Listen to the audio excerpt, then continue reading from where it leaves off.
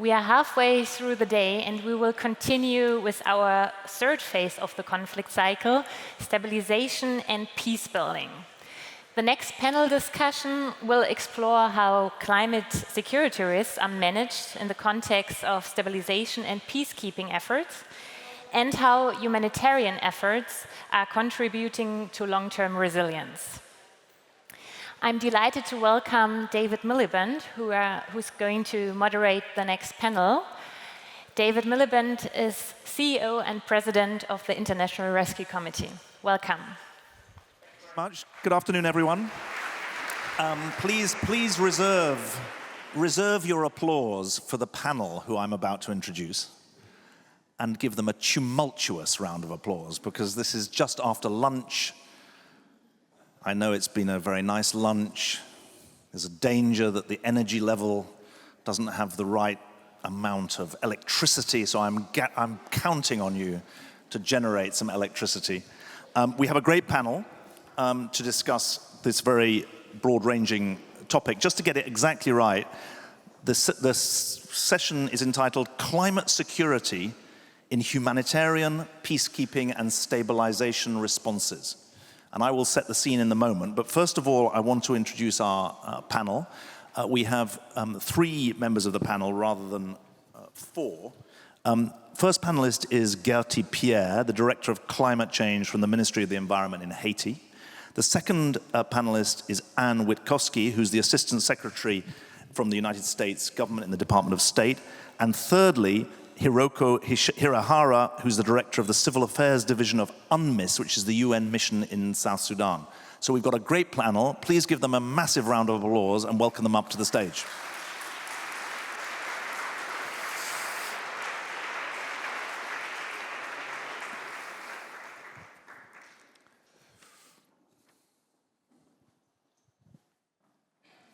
You can give them another round of applause just to encourage them. Thank you very much. Now, this session couldn't be more timely because the Foreign Minister this morning apparently there's very difficult protocol issues obviously being dealt with here. Yeah, and we have a translator as well to help us. Thank you very much for being here. The Foreign Minister apparently referred to this morning. I just want to draw your attention to the Climate Conflict Vulnerability Index that's being launched at this conference, and the range of resources that it's brought together under the University of the Bundeswehr in Munich and the Potsdam Institute for Climate Impact Research. Because one of the things that I reflect on as someone who's leading a humanitarian agency that works in 330 field sites, 27,000 staff, focused on people whose lives are shattered by conflict and disaster, is the increasing overlap between conflict and disaster. In other words, the driver of humanitarian need that comes from conflict is now being exacerbated by the driver of humanitarian need that comes from the climate crisis. And I just want to give you one statistic that speaks to that interaction, which is really at the heart of the next 34 minutes that we've got to discuss this. The International Rescue Committee, my organization, we publish an annual watch list of humanitarian emergencies, the top 20 countries in humanitarian need. 16 of the countries for 2024 are also in the top quartile of climate vulnerability. So the overlap, and you can think about Sudan, you can think about Somalia, you can think about South Sudan, you can think about Haiti, which we're going to discuss today. These countries, just 16 of them, represent over 60% of the global population in humanitarian need. And that population is 300 million in total, so over 60% is over 200 million people trapped in this interplay between armed conflict on the one hand, 59 conflicts going on in the world in total, and the emerging climate crisis. And I'd remind us all that the rise in temperature in the central Sahel is more than 50% greater than the rise in average global temperature today. And we know that that is an area where there's long-standing conflict. We're going to try and explore the climate security crisis, peacemaking, peacekeeping nexus in this panel. And we're going to do so from the perspective of knowing that not only is the climate crisis a threat multiplier, it's also a massive inequality multiplier. So we're going to be looking at this from the perspective of people, not just the perspective of the planet. As I say, we're lucky enough to have representatives from national government, from global power, and from the UN system. And I'm going to ask them just briefly, first of all, just to introduce themselves really, is to ask them how do they see in their daily lives, their daily work, the interaction of the climate crisis and the security challenges that we face. And if I can start with Gertie from Haiti, then we'll go to Anne, then we'll come along the panel. But if you wouldn't mind talking, I think you're going to speak in French, which I'm sure is fine for a German audience. They're well known to be multilingual. But you have got a translator who'll be able to pick up and translate for you. So Gertie, why don't you speak first of all to this interaction of the climate crisis and the security crisis that you face?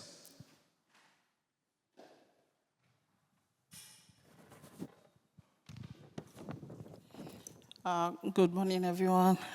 Thank you for the invitation. I'm glad to be here today and then talking on behalf of the Minister of Environment, Mr. Moise Jean-Pierre. And then thank you again for inviting us talking about that. So I will speak in French because it's better for me, but I will have Miss Paul with me for traduction. Thank you. So, as you know, comme vous le savez, Haïti, c'est un pays vraiment difficile de nos jours. On est en train de confronter avec pas mal de difficultés. Donc, depuis 2018, Haïti est confronté avec une crise socio-politique aiguë, ainsi qu'à une dégradation extrême du concept de sécurité en Haïti. Même si l'insécurité généralisée et la violence des gangs peuvent sembler loin d'être l'un des problèmes reliés au changement climatique, mais il y a pas mal de connexions entre eux. Good afternoon. I ask for your indulgence, please, because I am by no means a professional translator. I just stepped in to accommodate, so there I go. So Haiti is actually a country that is facing many challenges. Since 2018, Haiti has been facing an acute socio-political crisis as well as an extreme deterioration of the security context. Even though widespread insecurity and gang violence may seem far from the issues related to climate change, the relationships are very clear.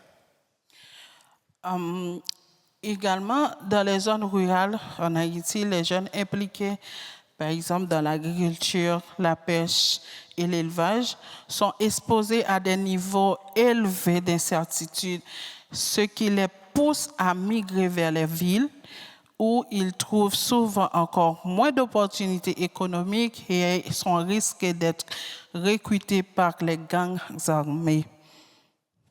In rural areas, young people involved in agriculture, livestock, or fishing are exposed to high levels of uncertainty, which pushes them to migrate to cities where they often find even fewer economic opportunities and are at risk of being recruited by armed gangs.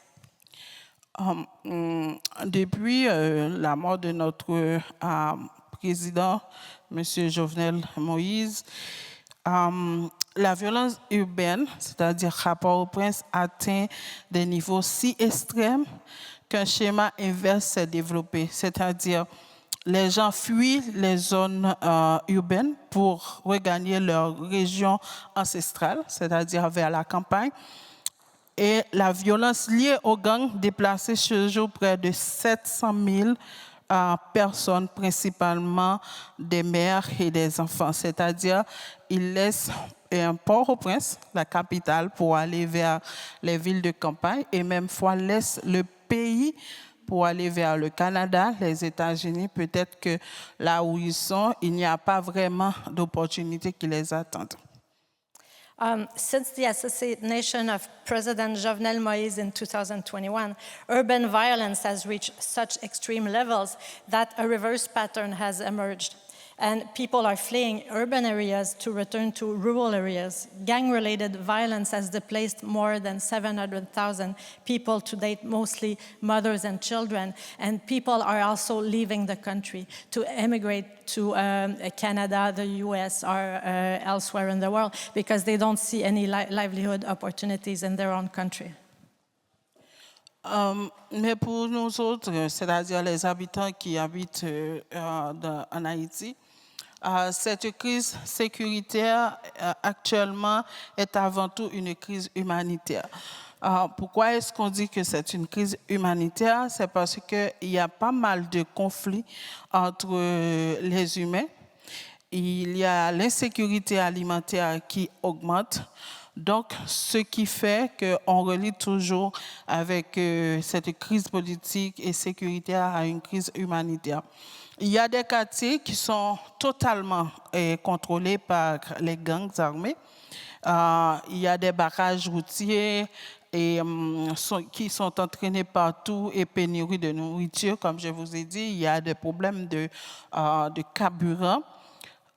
Le nombre de personnes confrontées à une faim vraiment aiguë, d'où la montée de l'insécurité alimentaire en Haïti, où nous faisons face. Okay, but for the people of Haiti, the current political and security crisis is above all a humanitarian crisis, a lot of food insecurity. Entire neighborhoods are controlled by armed gangs. Roadblocks have led to food and fuel shortages everywhere. The number of people actually in Haiti facing acute hunger has now reached half of the country's population. Premièrement, je dois dire que le gouvernement a fait un effort pour, en quelque sorte, démanteler et désarmer les gangs et restaurer l'ordre public ou encore la sécurité publique en Haïti avec le support de la force multinationale et de soutien à la sécurité, où on a les Kenyans avec nous. Et maintenant, là, ils ont envoyé également des Jamaïcains pour nous aider avec la sécurité. Mais la sécurité et la bonne gouvernance à long terme ne pourront être assurées si les moyens de subsistance des populations sont menacés. C'est-à-dire, si on est toujours sous le contrôle des gangs, on ne pourra pas vraiment avoir la paix pour vivre ensemble. Donc, actuellement, il y a pas mal de problèmes que nous sommes confrontés en Haïti, c'est-à-dire il y a une crise mentale totalement avec la population haïtienne vu ce qu'ils ont subi avec l'impression des gangs en Haïti. Donc, c'est pour vous dire que la population est en quelque sorte menacée par les changements climatiques. De même, l'adaptation au changement climatique ne pourra être efficace sans la résolution des facteurs de conflit en Haïti. I don't know if I can translate all that, but I'll do my best. Yeah. So the first step for the government of Haiti is, of course, to dismantle the gang and restore public order, and the government is doing its best with the support of the multinational security support mission, of which, of course, the Kenyans, but now the Jamaicans who are joining in. But long-term security and good governance cannot be ensured if people's livelihoods are threatened by climate change. And likewise, adaptation to climate change cannot be effective without resolving the factors of conflict and instability. Il faut donc dire qu'une nouvelle approche inclusive, c'est-à-dire inclut tout le monde, axée à la fois sur le climat et la conciliation de la paix. Nous devons également faire une attention particulière qui doit être accordée aux communautés et régions d'accueil des personnes déplacées. ayant fui la violence de Port-au-Prince afin de prévenir l'émergence de nouveaux foyers et de tensions. So a new inclusive approach is therefore needed, focused on both climate change and peace building. And particular attention must be paid to the communities and regions hosting displaced people who have fled the violence of Port-au-Prince in order to prevent the emergence of new centers of tension and violence in the region. Thank you. Thank you very much. That's great to have that. Thank you for being here. Anne Witkowsky, you're the Assistant Secretary in the Bureau of Conflict and Stabilization. So if I say to you, how do you see the interaction of the climate crisis and the conflicts that you're trying to stabilize? Thank you, and good afternoon, everyone. I'm very pleased to be here. I want to thank the hosts of the conference and our German hosts, with whom we've also had an opportunity to discuss in depth this particular set of issues, the interaction, the intersection of climate change and security. So David, another way to put a statistic that you mentioned earlier, to put another fine point on it, research shows that more than 1 billion people who are living in areas highly susceptible to climate change are also in regions experiencing fragility or conflict. We see climate change as both a stressor and a risk multiplier of instability, altering the availability of food, water, changing land. One specific example of this, we have been working under a new US strategy to prevent conflict and promote stability in a number of places around the world, focusing on the drivers of conflict and the drivers of violence. One area we've been working is in coastal West Africa, particularly in areas at risk of the flow of instability from the Sahel. And more specifically, I'll give you an example from Benin, from a community in the northern part of Benin, where we have seen that farmers and herders are experiencing increasing tension due to erratic rainfall, protracted drought, and changing the way that their rangelands are available. Looking at these intersections, what we have been doing, partnering with our African partners, is to pilot an effort that brings climate data to the local community, and then lets the local community, through traditional mediation methods, work to improve communication between farmers and herders. We're also seeking to help the local community understand how to better use their early warning systems, as well as the local scientists to understand how to use the climate data. I think this is a pilot. It is a great example of, unfortunately, the way these two issues intersect, but also the way that we need to begin to bring more regularly the tools of the climate community, the data, as you mentioned earlier, and the traditional tools of peace building together to find solutions. Great, thank you very much. We'll definitely come back to some of those issues. And just to give us a sense of the situation on the ground in South Sudan, where you explained you're based in Juba now, but before that you were in Bentiu, which is in the north of South Sudan, another conflict-affected state and a climate crisis state. How do you see the interaction of climate and security issues? Okay, thank you very much, and I would like to take the opportunity to thank host of this very nice event. I'm very happy to be out of the field to share some experience, and I had in. So first off, before I want to talk about what my experience and especially about the issue of the interactions. And I think maybe some of you who are not familiar with the peacekeeping operation, UN peacekeeping operations, I'm a director of civil affairs. Civil affairs deal with the peace building, conflict management, prevention at the sub-national level. So basically that we do a lot of conflict management, conflict analysis beyond capital city of Juba. So for us, the conflict analysis is like our daily business. Just like we are taking water, we just do this as a daily work.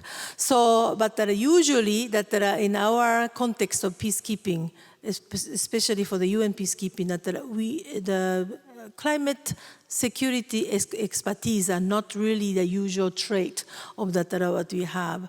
So I'm very much thankful to the government of Ireland and Norway that who actually funded externally funded post of the four climate security experts to work with us so that we have an expertise of doing the climate security or conflict management, the conflict analysis in South Sudan.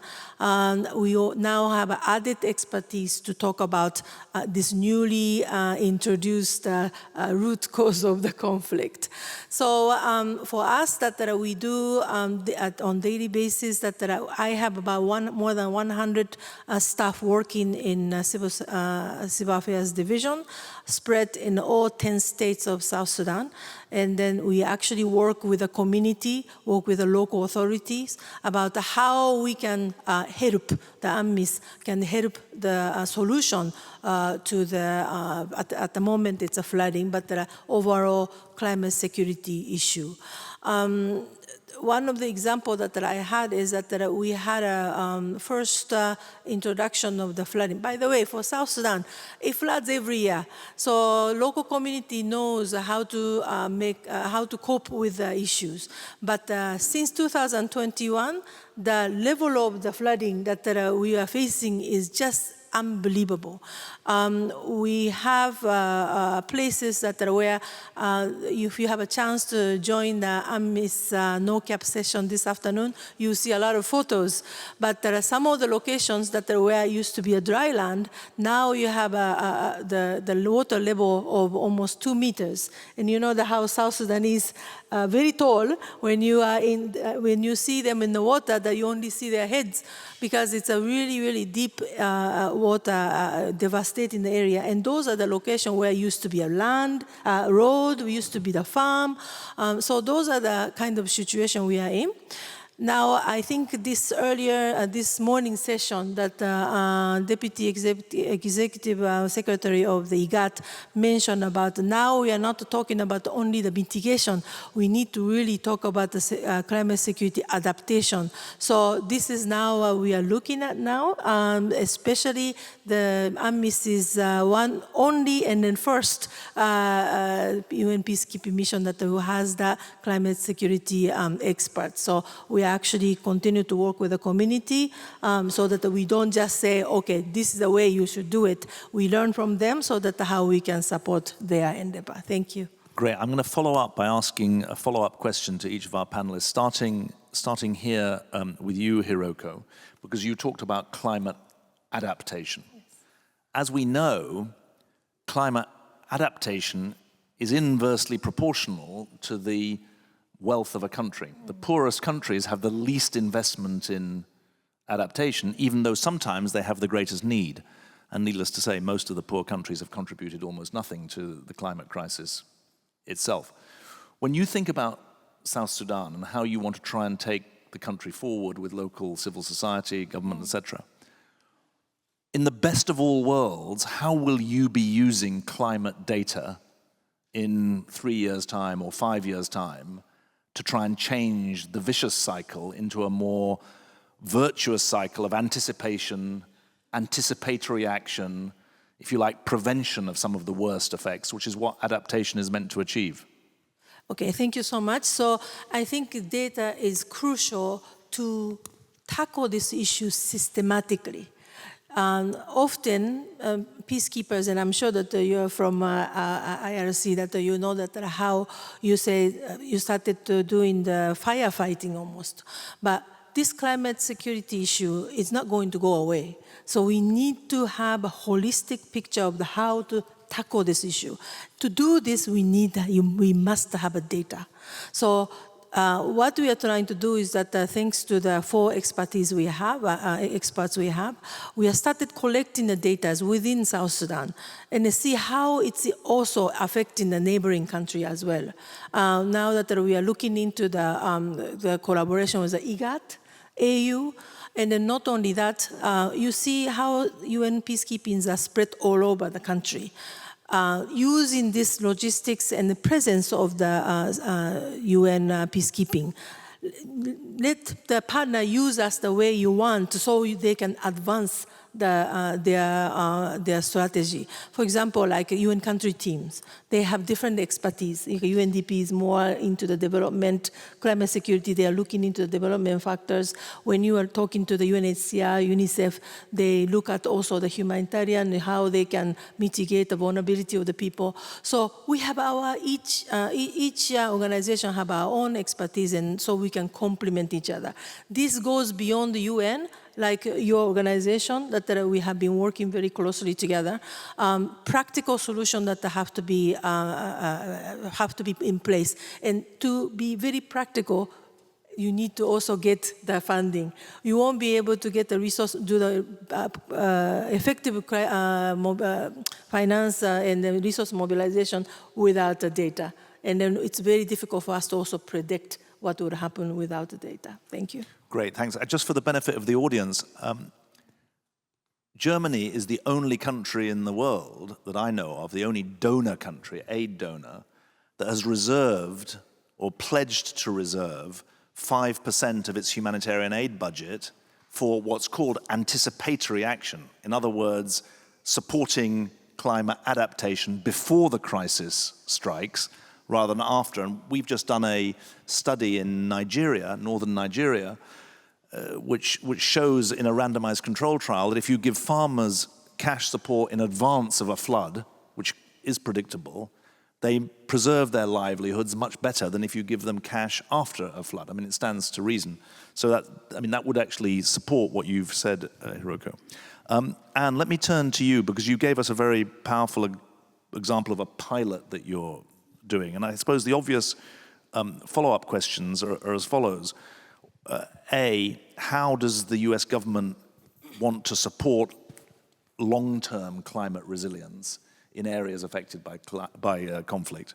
And secondly, and relatedly, how do international negotiations fit into this, and how do you see the US playing a role in stimulating effective action? Thank you. That's an excellent question. And I think it speaks also to a point that you made just now about prevention, about being anticipatory, about being able to plan, about being able to conduct effective strategic planning for identifying, investing in, and addressing climate security challenges. The Biden-Harris administration has recently released our first US framework for climate resilience and security. That is a guide now for our work in this area across US agencies and with the international community. And it has 3 parts. The first, 3 pillars. The first is assessment of climate-related threats, to the point about data. Data is so important. Data and analysis, the integration of advanced research and data analytics, so that we can look more effectively upstream as we're developing our responses. And the second piece to your question is about strengthening our own interagency collaboration, so that we're bringing all the tools that we have available to us within the US government to bear on these complex and integrated challenges, as well as with the international community, to align resources and expertise and enhance our collective efforts. These 2 communities need to come together, and we are at the front end of that as well. and our framework will guide us in that effort going forward. And then third is about investing in collective resilience and looking for ways to prioritize long-term investments through catalyzing private-public sector investment with a focus on fragile states, innovation, including at the local level, where many of the solutions lie to increase local capacity. So really about increasing strategic coordination and an integrated approach as we go forward. And we're looking for ways to take the work that is already underway, whether it's in the area of data, whether it's in the area of policy, whether it's in the programming, and advance it in an integrated fashion. I mentioned already the strategy to prevent conflict and promote stability, which is doing exactly that in a number of places around the world.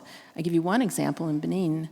Another example, to get practical again, is an area in Mozambique where we have been working with local communities to support greater resilience along the coast, best practices for environmental management of mangrove forests and other marine resources.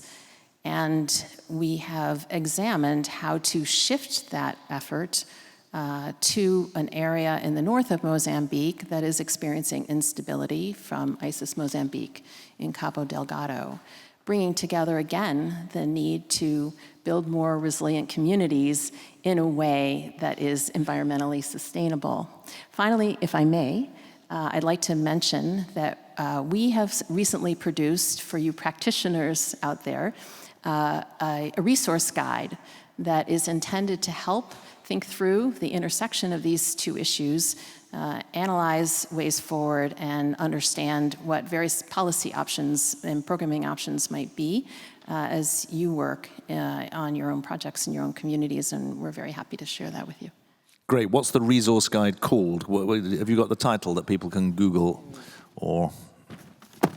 It is called the Department of State and USAID Climate Fragility Programming Resource Guide.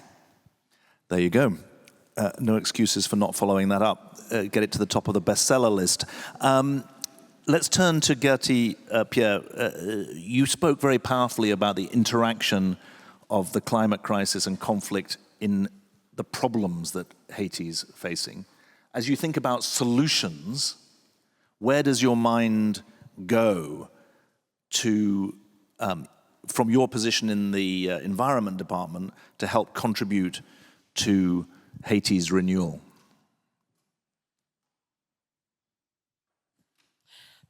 Merci. Nous croyons que en incorporant des facteurs de changement climatique et environnemental dans les désarmements, c'est-à-dire réintégrer les jeunes dans les mécanismes de communauté et la gestion des conflits.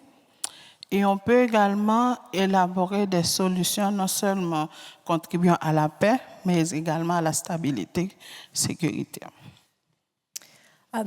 We believe that by incorporating climate and environmental factors into disarmament, dismantlement, and reintegration strategies and community-based conflict management mechanisms, particularly for young people, we can develop solutions that not only contribute to the long-term peace and stability, but also promote community resilience in a manner that is consistent with the current challenges of climate change. Également, nous croyons que pour stabiliser ces jeunes, il faut adopter une approche multidimensionnelle, c'est-à-dire de les offrir des modèles et des alternatives vraiment qui répondent à leurs besoins. C'est-à-dire ils vont laisser et ne pas aller voir les groupes de gangs, mais rester dans l'accès et avoir l'accès surtout à l'éducation et des formations sur et des alternatives économiques ou encore sont adaptées à la réalité du changement climatique. To stabilize these young people, we must adopt a multidimensional approach and offer them role models that are alternative to gang violence to make sure that they won't go back, including access to education and to economic alternatives that are adapted to the reality of climate change, such as green and inclusive jobs.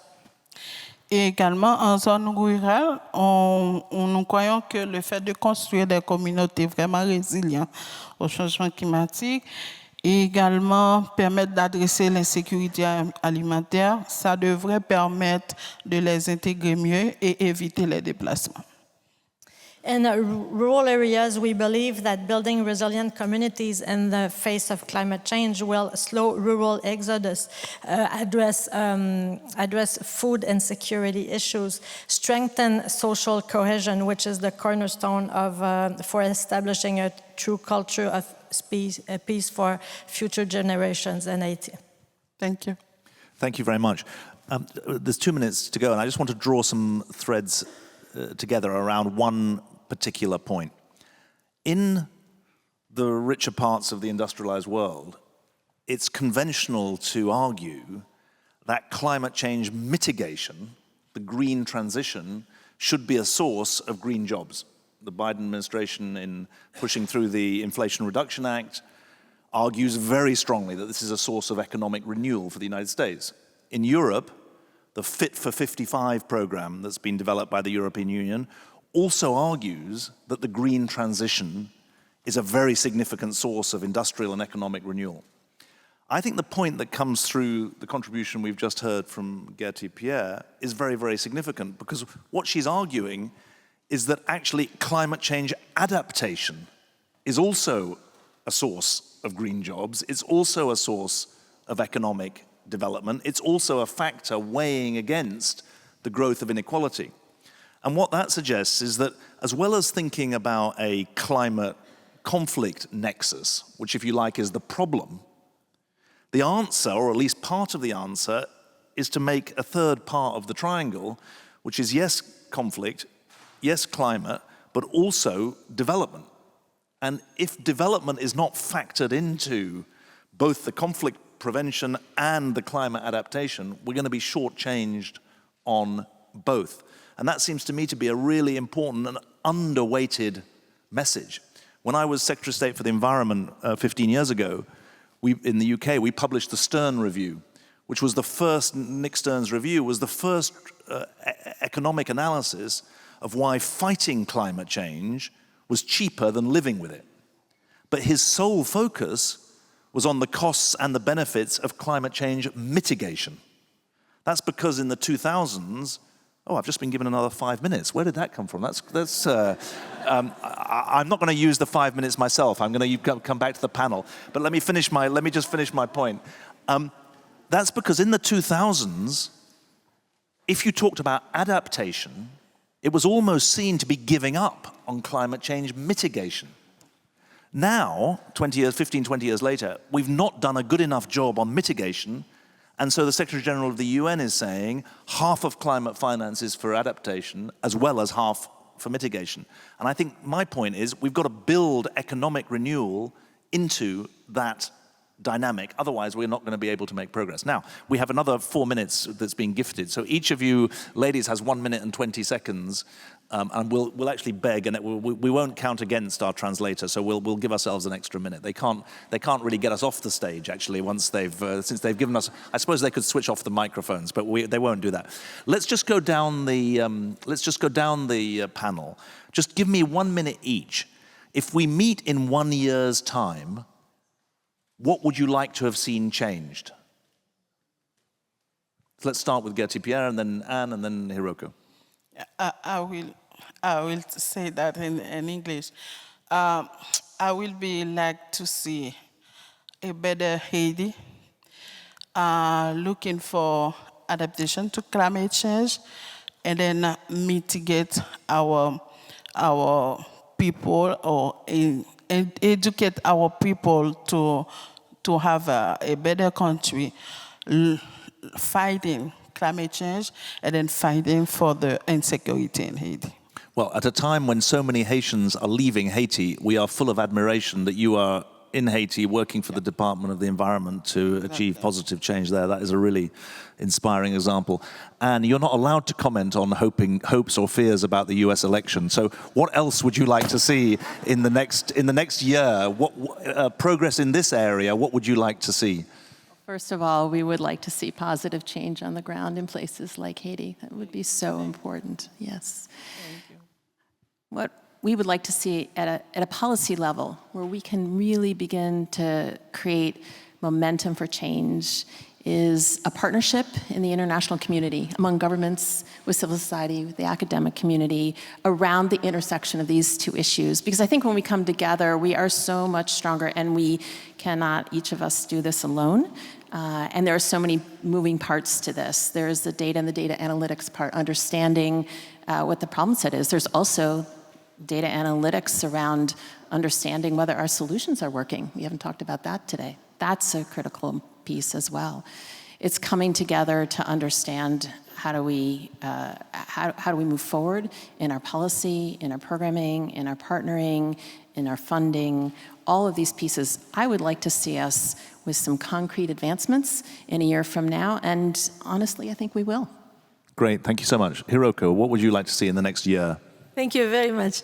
I think we talked a lot about the data and analysis, and this morning session also spoke about a lot of analysis and then the security discussions.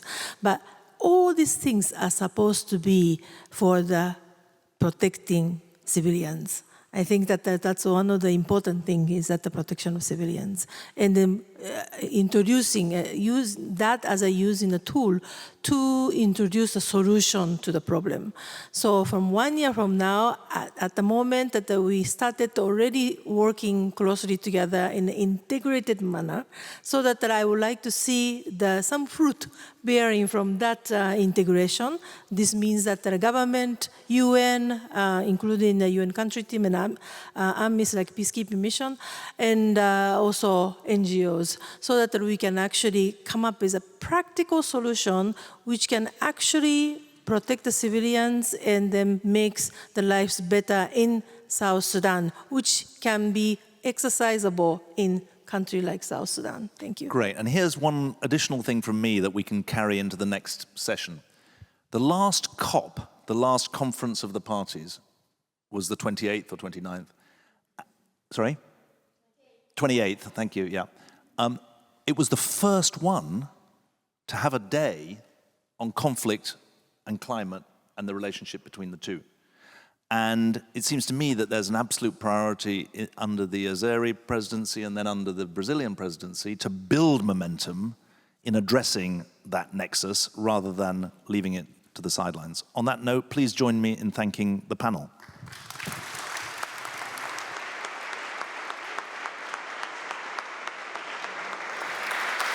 Thank you very much, David Miliband, and thanks to all our panelists.